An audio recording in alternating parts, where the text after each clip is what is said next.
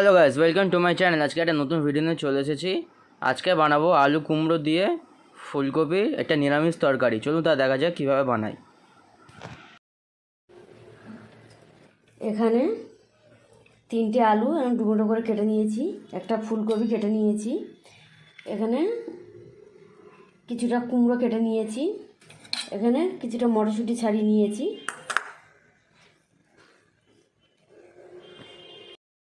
এবারে রান্নাটা বসাবো, তার জন্য এখানে কড়া জ্বালিয়ে কড়ার মধ্যে কিছুটা তেল দিয়ে দিয়েছি। এবারে 1/2 চামচ 5 ফোড়ন, 4টে কাঁচা লঙ্কা,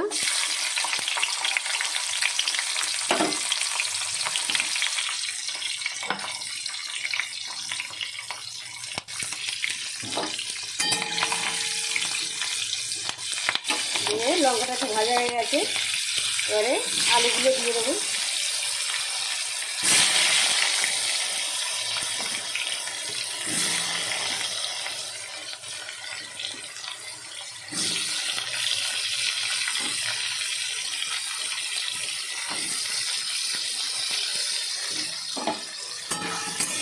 দিয়ে আলুগুলো একটু ভেজে নেবো।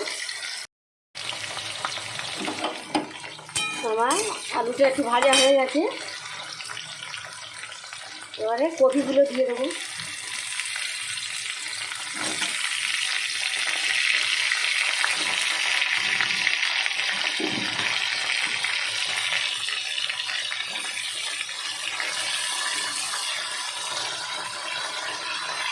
একসঙ্গে নুন দিয়ে দেবো, দিয়ে কপি আলুগুলো ভালো করে আর একটু ভেজে নেবো।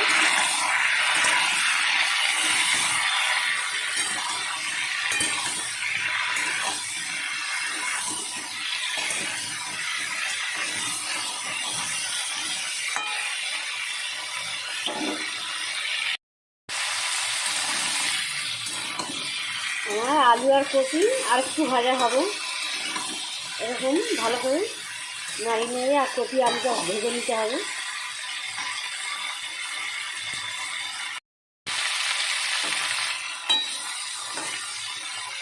আমার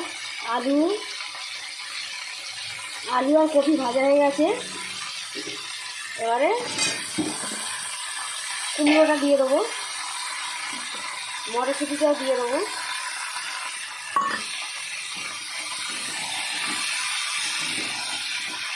দিয়ে ভালো করে একটু কষিয়ে নেবো।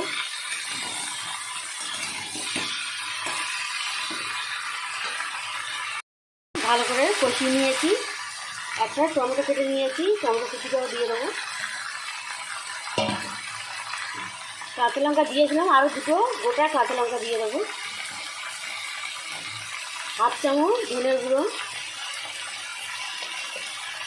1/2 চামচ জিরের গুঁড়ো,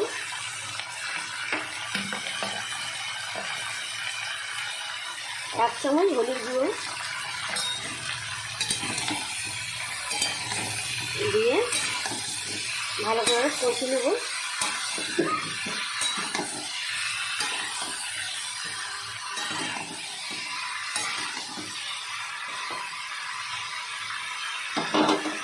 ভালো করে কষিয়ে 5 মিনিট আঁচ কমিয়ে ঢেকে দেবো। 5 মিনিট হয়ে গেছে, ঢাকনাটা খুলে নেব।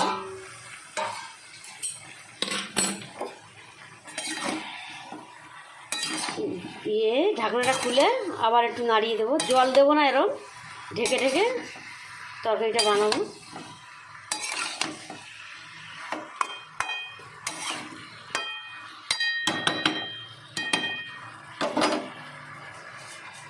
আবার আঁচ কমিয়ে আরও 10 মিনিট ঢেকে দেবো।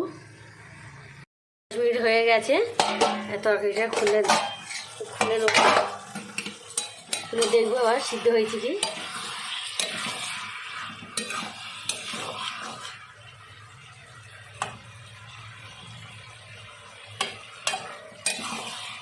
আমার তরকারি সিদ্ধ হয়ে গেছে, একটু নুনটা দেখে নেবো। আমার নুন সব ঠিক আছে, এবারে তরকারিটা নামিয়ে নেব। হয়ে গেছে আমার তরকারিটা, বাটি ঢেলে নেবো। আমাদের এখানে ফুলকপি দিয়ে নিরামিষ তরকারিটা রেডি হয়ে গেছে। ভিডিও যদি ভালো লাগে লাইক শেয়ার অ্যান্ড কমেন্ট করবেন। Thank you for watching.